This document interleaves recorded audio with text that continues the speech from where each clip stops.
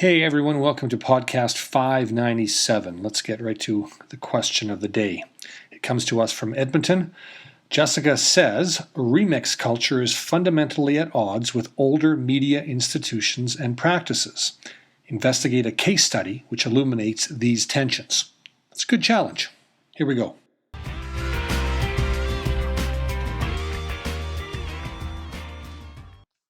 Okay, let's start by getting some definitions on the table. By fundamentally at odds, we're thinking of something that at bottom is incompatible, like monarchy and democracy, for instance.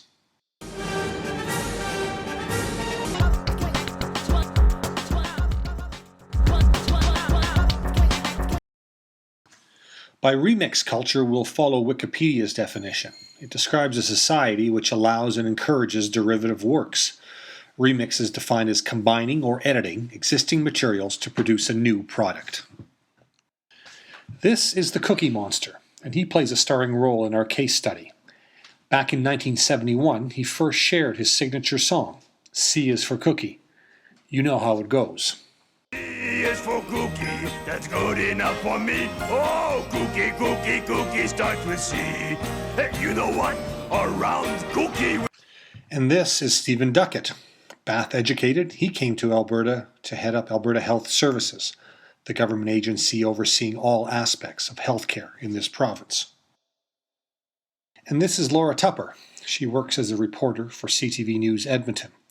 On November 19th, 2010, she was holding the microphone when she asked Duckett if he would take a few minutes to answer some questions.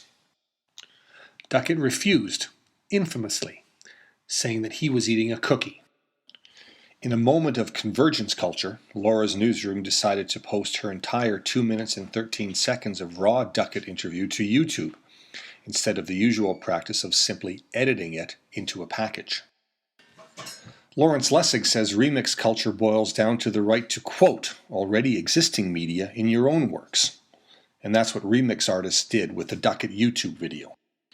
Instead of passively watching the work of the conventional media, what Duckett video remix communicators did was dive into their screen, creating Cookie Monster mashups that drew hundreds of thousands of views.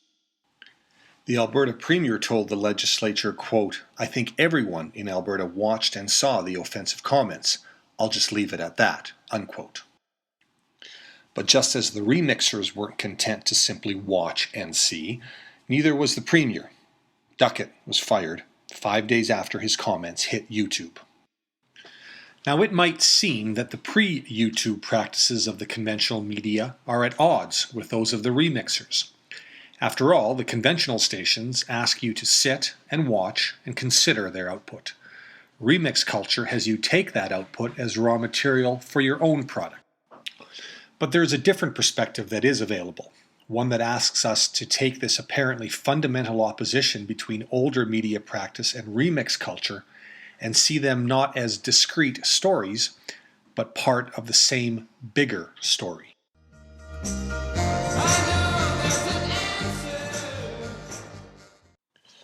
And the harmony that lets us cross that seeming divide is provided by the bridge of transliteracy. In their 2007 paper introducing the concept, the authors of Transliteracy Crossing Divides provide a lot to think about. Some of it, for me, is still looking through a glass darkly. But when they define transliteracy as the ability to read, write, and interact across a range of platforms, tools, and media, and moreover do this across culture and time,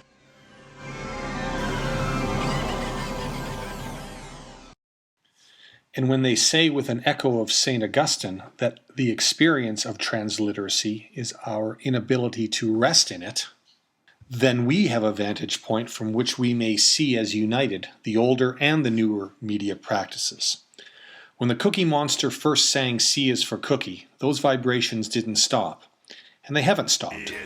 Along with everything else that is rescued from the grave by recording technologies, they reverberate in our imaginations, our society, and our media sphere.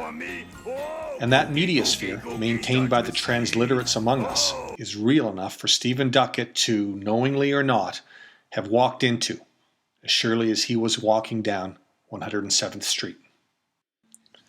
From the home of the 597 podcast, hey, thanks for listening. We'll see you next times.